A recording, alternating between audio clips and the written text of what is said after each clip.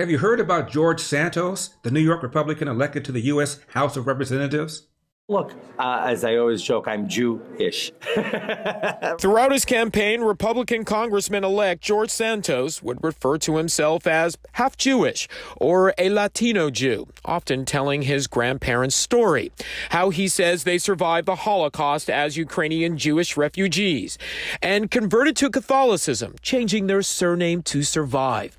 Here's how Santos explained it just last month in an interview with the Jewish News Syndicate. I'm very proud of my grandparents' story. My grandfather fleeing Ukraine, fleeing Stalin's persecution, going to Belgium, finding refuge there, marrying my grandmother, then fleeing Hitler, going to Brazil. That's a story of perseverance. It's a story that may not be true. His misrepresentations of his family history, first reported by the Jewish publication The Forward, and his story contradicted by numerous sources reviewed by CNN's K-File. Records from the Holocaust Museum and the International Center on Nazi Persecution, which keeps records on Jewish refugees, show no mention of Santos's grandparents. One genealogist who helped research Santos's family tree at CNN's request said there's no sign of Jewish and or Ukrainian heritage and no indication of name changes along the way. Nor did he graduate from the university he claimed to have graduated from, nor did he work for Goldman Sachs. The New York Times wrote an article with the following headline: "Breaking news, George Santos faces federal and local investigations into his lies and finances." Okay. Let me do a preemptive attack on what I'm going to say next. Elder is engaging in whataboutism. No, Elder is pointing out hypocrisy, double standards, and selective outrage. The man should resign.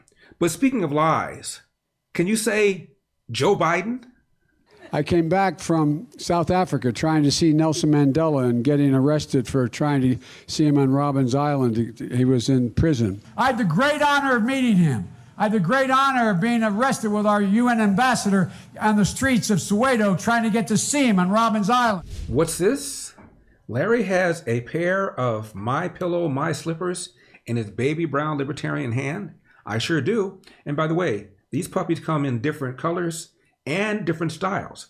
Don't like this style? He's got another style. Just call the number on your screen or go to mypillow.com, promo code ELDER. And of course, here is the MyPillow that started it all. Mike Lindell's classic MyPillow. So comfortable, you're going to wonder how you could possibly have slept on anything else. Call the number on your screen or go to mypillow.com, promo code ELDER. And here, of course, are the MyPillow towels. 6-piece set. These are actually absorbent. You know, you go to some of these places, they have these beautiful towels, and they don't work. They don't absorb. These are not only beautiful, not only soft, but they also actually absorb the water. Again, just go to mypillow.com, promo code ELDER, or what am I going to say? Or call the number on your screen. Finally, this is the Giza Dream Bedsheet. Giza is in Egypt, where the best cotton is found, according to Mike Lindell. He went around the country and found the best cotton in Egypt. Now, mine is white because I am the black face of white supremacy, but you're not. So you might want a different color. And of course, the sheets come in different sizes because beds come in different sizes. MyPillow.com, promo code ELDER, or call the number on the screen. And then there is the NAACP lie. Take a look at my record, man. I extended the voting rights 25 years. I have a record that is second to none. The NAACP has endorsed me every time I've run. Come on. Take a look at the record. No, the NAACP has endorsed him in exactly none of his races. And then there's the claim that he was a civil rights warrior. But it was an epiphany for me. And so I got involved in I was no big shakes, Reverend, in the civil rights movement. I was just a kid. I got involved in desegregated movie theaters and helping, you may remember Reverend Moyer in Delaware and Herman Holloway organized voter registration drives, coming out of black churches on Sunday, figuring how we were going to move. I got started in politics because of the civil rights movement. I noticed some of you were looking, and I thought you were wondering, how does he know the black national anthem? Well, because I sat in a black church after going to 7 o'clock mass. I'm having a practicing Catholic. At 10 o'clock on the east side, getting ready to go out and desegregate restaurants and movie theaters. But here's the deal. The reason I'm running is you're looking at it right here. No, I really mean it.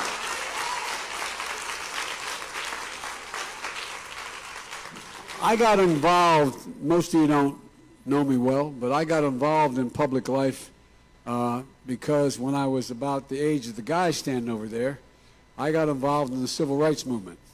My state is a state that was segregated by law, and we have the 8th largest black population in the United States of America as a percent of population. And my passion was ignited when I saw what was happening when we moved down from a place called Scranton, Pennsylvania. We had very few minorities in that city, but I moved down to Delaware when I was in 3rd grade, a little town called Claymont, and what I found out was that there was a significant African-American population, but guess what? They weren't able to go to school, the places that we went to school. And I remember asking my mom, what was that all about? And she explained to me. I thought, how can that be? And so I got engaged. I never planned on running for public office. I love reading biographies of me now about how I knew I was going to run for the United States Senate. I knew I was going to run for president. Didn't know that at all. But I got my education, Reverend Doc, in the black church. Not a joke.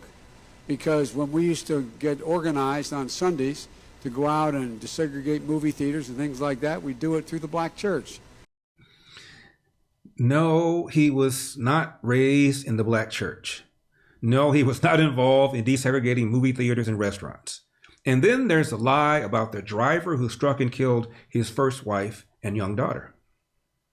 Just a week before Christmas 1972, the wife of newly elected Senator Joe Biden and their baby daughter were killed, and their 2 sons badly injured when the Biden family car was broadsided by a truck at this intersection in Delaware.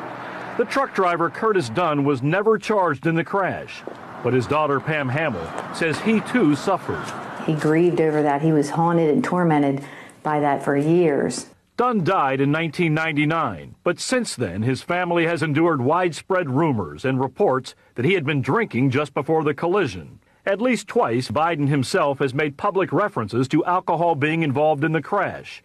In 2007, Biden said the truck driver, quote, allegedly drank his lunch.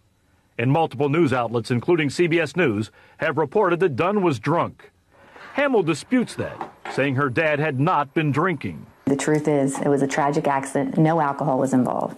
The police reports have been lost, but Delaware Judge Jerome Herlihy, who investigated the crash, supports Hamill. He tells CBS News there was no indication that the truck driver had been drinking. Last fall, a spokesman for Biden said Biden fully accepts the Dunn family's word that these rumors were false. Now, Pam Hamill simply wants the record to be cleared. He was a good, hardworking man and a wonderful father. And her father's reputation restored.